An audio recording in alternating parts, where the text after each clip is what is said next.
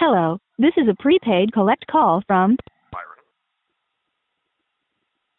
an offender at the Eastern Reception and Diagnostic Center. You may start the conversation now. This is A Mind Unconstrained. I'm Byron Case, an imprisoned writer and poet. I just entered my 25th year of a life sentence for a murder that I didn't commit. Prison can be tough, but one thing that's helped sustain me for the past 2.5 decades has been my writing. I've published in magazines, literary journals, and anthologies. I also blogged from prison for quite a few years before launching A Mind Unconstrained. And I like to think of this podcast and its companion Substack as evidence that in spite of my sentence of life without parole, I don't have to think or live like a lifer. My mind is free to wander. And this week, I'm wandering into familiar territory. It's familiar to me, the calendar. You know how prisoners in cartoons and movies and stuff a lot of times are shown marking off days, crossing off squares of their pin-up calendars with big emphatic X's, or carving hashes into the walls of their cells with a chicken bone or something. That really happens. Well, I've never seen anybody using a chicken bone, but tallying the days of a sentence is an age-old practice. It can be painful to feel time slipping away. In prison, we all need, each of us, a chronometer to help us navigate our passage. You know that saying, if you don't care where you aren't lost? I happen to like that little chestnut. I break it out every so often, but in the case of prison, it doesn't apply. At least it doesn't apply when we're talking about time. Trying to completely detach from time's passage in this place is to suffer. At best, we're taking an unmoored existence and just drifting from one thing to the next, and we call this institutionalization. At worst, it's a living death where nothing has meaning or context. I see a lot of heavy drug users operating in that mode. Some of us do all right, keeping track of the days and, weeks, months, and years in our head, and others need something that they can see, and those people are the ones who cross the days off on a calendar. And I guess there are worse habits that a person could fall into. I don't do it, but having life without parole kind of means that there's no particular date for me to look forward to. So somebody with a parolable sentence obviously has that, and, there you go. Over the years, I've shared cells with a few guys who marked their calendars. It's actually not as common as you might think, at least not in maximum security.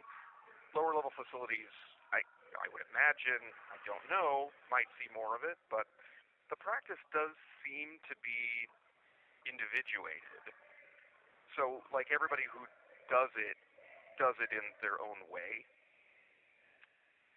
There was this guy, Barry, who I celled with early on, who Barry was looking at the same time as me, a sense of life without parole, run concurrent with a regular life sentence. Barry's probably never getting out of prison, but that didn't stop him from going crazy with the X's, and he showed a lot of excitement about putting the days behind him. So every Friday afternoon, right after mail call, he'd X off the day, plus Saturday and Sunday. So this agitated the shit out of me. By nature, I'm a stickler for detail, and this was something you do not do. Crossing off a day before it was done just seemed like heresy, like calling dinner supper or something else gross like that. When Barry set his new Friday edition of the USA Today down on the desk, and reached for his pen, I just grit my teeth because I knew what was coming. I asked him about it one time. I was trying to be a reasonable human being instead of a rule-bound obsessive dead against calling things other than what they are. And he said something like, weekends don't count.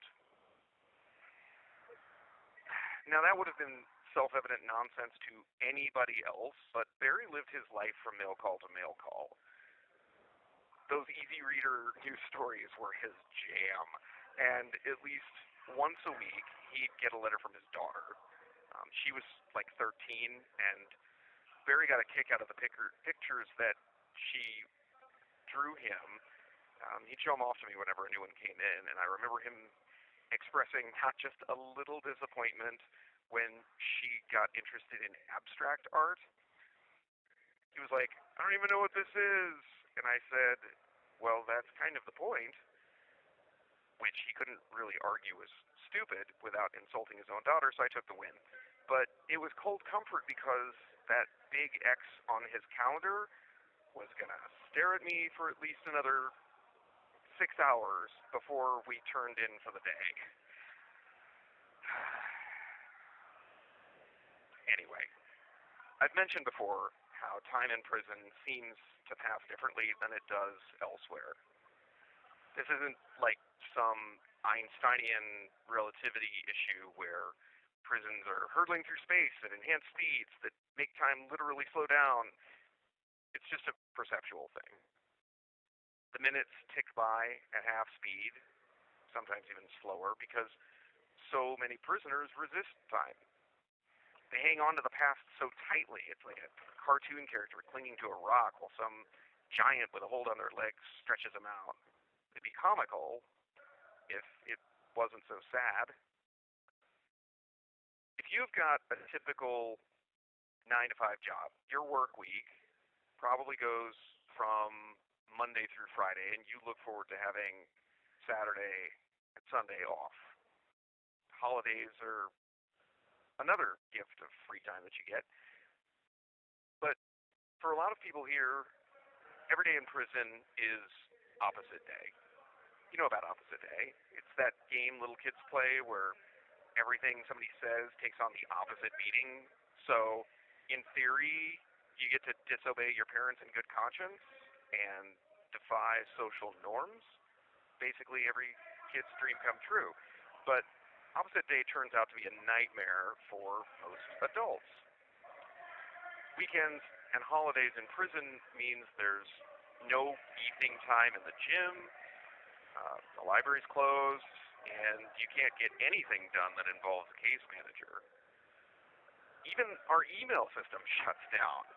So for people who don't know how to entertain themselves or stay productive without being bossed around, days off work are just torturous clock-watching hell. So there's a lot of long naps that take place on weekends, and guys moan about how much they can't wait for Monday so they can get back to their jobs. I personally love my days off. That's when I can stretch out and dedicate a long stretch to writing or burrowing into a good book, painting, drawing, playing tabletop games, working out, or any of the other activities that my Monday to Friday job kind of crowds out. My boss last month took a week off, and when he doesn't work, I don't work, which means that I didn't go to work for 9 straight days, which is like a veritable staycation. My cellmate never actually said he was jealous or irritated by seeing me around so much, but I know he likes having hours to himself every day while I'm on the clock. I mean, who wouldn't?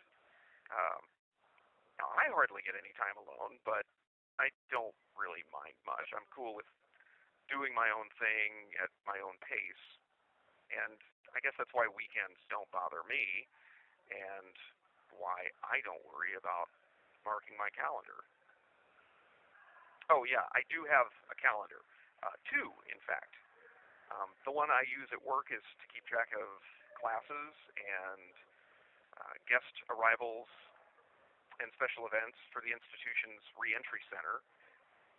And the one on my cell wall is just kind of for reference, except for when my cellmate or I write the occasional reminder, it pretty much stays blank. And I wish I could show it to Barry. See? Days pass without anyone crossing them out. Who would have guessed? Who, indeed. That's it for Mind Unconstrained this week. I'm Byron Case. Thanks for listening. If you like what you heard here, point your browser to amindunconstrained.substack.com and subscribe. You'll get a new post in your inbox every Wednesday.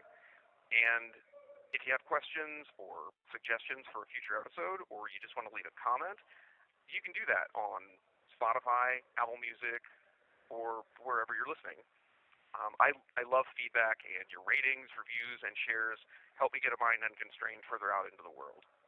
So until next time, may you be happy, may you be healthy, may you be safe, may you be at ease. The caller has hung up.